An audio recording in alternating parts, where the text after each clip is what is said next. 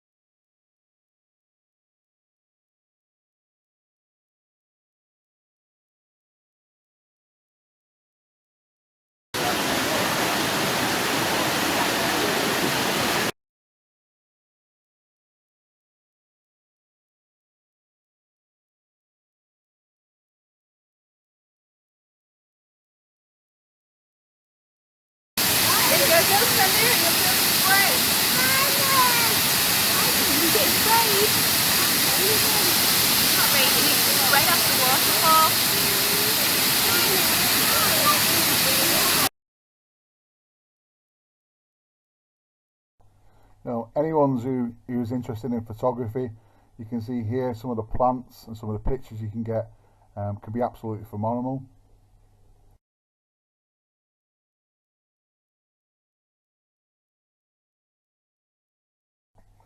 There's a space rocket display where you can watch the sort of comic sort of nature of a space rocket taking off, which is really good fun for the kids.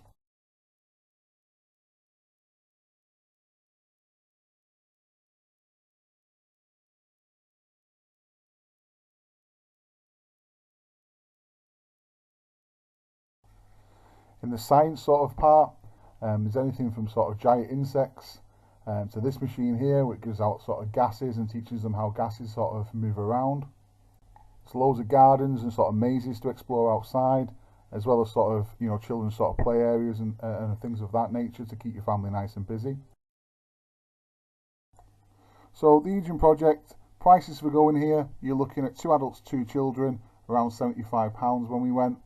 For those of you who know myself, obviously, you know, we've got 2 adults and 3 children, so it was pushing on £100 for the day out.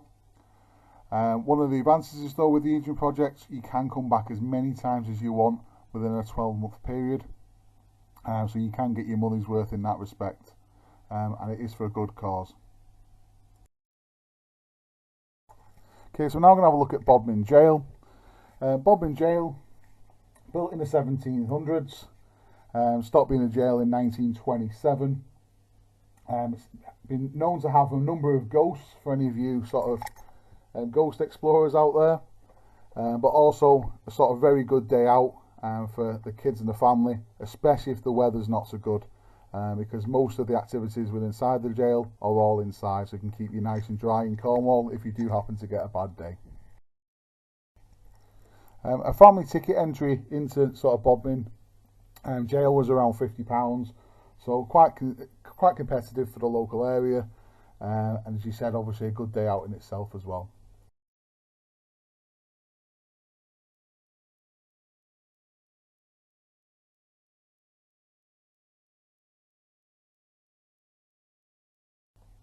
So now we're going to have a look at Boscastle. Boscastle is a lovely, quaint little town. There's a lovely walk around here as well as the Museum of Witchcraft and Magic. The museum itself is probably one of the most unique museums I've ever been to. Despite its small size from the outside, it's definitely packed full of goodness on the inside. It's pretty cheap as well. A family to get in here is around £20, so definitely obviously not expensive. But it will only keep you busy for maybe 1.5 to 2 hours tops. We use this as a sort of way up to Tinchardle, and there's a bit of a stop off there. But definitely a lovely place to stop off if you've got time.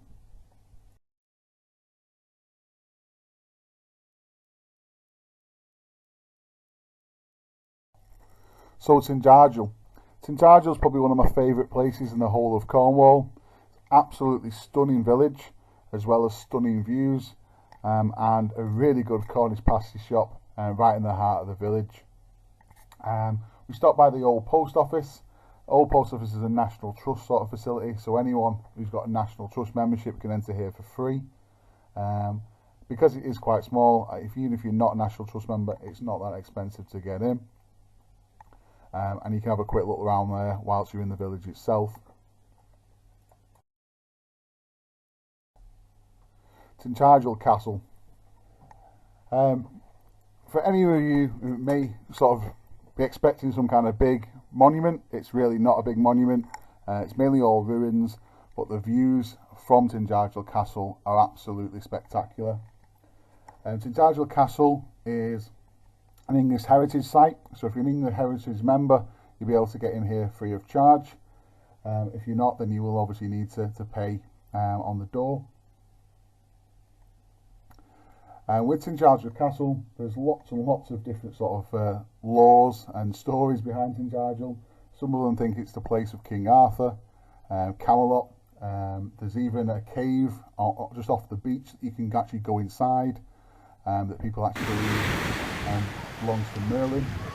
There's nice waterfalls and things of that nature you can see as well. Some of you may also be aware of the story behind Christian missiles, which is also another common legend, it's also got its attributes of Tinchardle. So this place is full of history and absolutely full of beautiful views, and definitely worthwhile to have a look at if you're in Cornwall itself.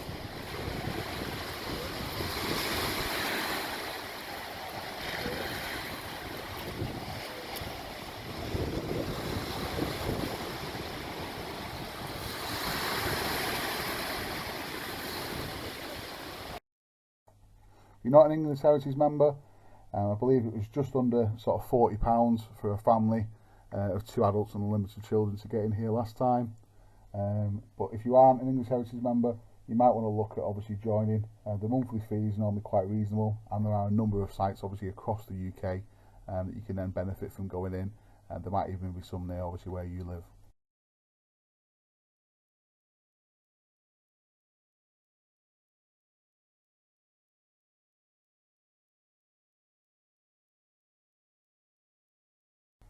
You know, if you look at some of the views that we've got here, you know, absolutely perfectly blue sky, perfectly blue sea, absolutely amazing to look at. One thing I will say though is if you're planning on going to Tinchardle, it is quite a big walk, very, very tiring. You know, I'm in my 30s, and this is definitely a big hike. So for some people who've got movement difficulties or mobility issues, some of the steps and things might be hard for you to get to. But there are still parts of obviously the castle that you can view, even if you're not able to get up some of those. But definitely, once you get to the top of this, it's worth the half an hour or so you put in to actually get up there. So now I'm going to have a look at Liskeard. Liskeard has a lovely town. Great place for a nice day out shopping. But in addition, if you're going out with obviously family or you like animals or wildlife, the Portfellow Wildlife Park is definitely a place to go and visit. You'll see loads of different types of animals here. You know, for me, it could almost be classed as a zoo. There's that many different varieties.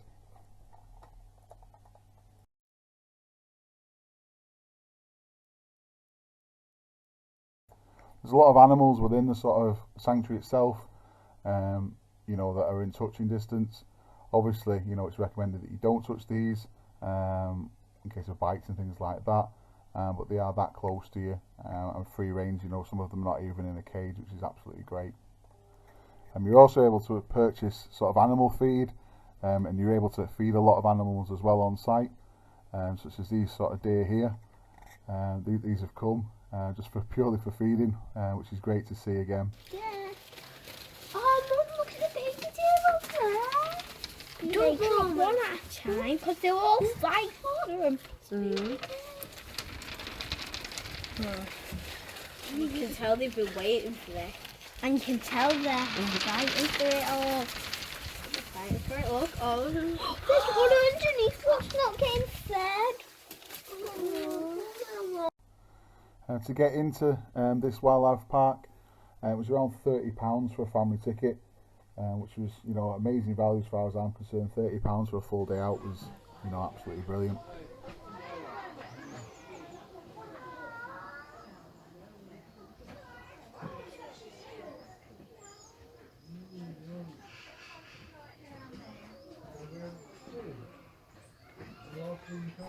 There's a really good selection of animals as well. As you said, I know it doesn't call itself a zoo, it's a wildlife sort of sanctuary, but for me, you know, it's as good as any other zoo I've been to across the country.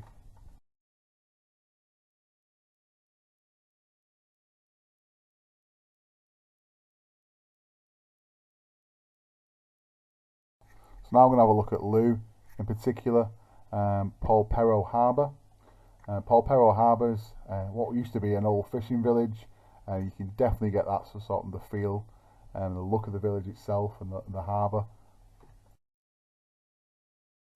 You know, there is a beach in Polperro, but the beach is very, very small. It's at the sort of top right of the harbour. Definitely, you know, in summer times, especially when it's busy, you won't get many people on it, and it does disappear very quickly. So I know not the ideal beach location, but a lovely harbour all the same. So now we're going to have a look at Looe Harbour. Looe Harbour's a really, really beautiful harbour. It has a main sort of wall barrier going into the harbour that you can actually walk across, so you're able to really see the sort of boats and ships coming in and out really up close. If you look at some of the cliff edges and the hills, you'll be able to see some of the steps sort of leading up to them, but also some of the cave and inlets along the way as well, which are really, really pretty to look at.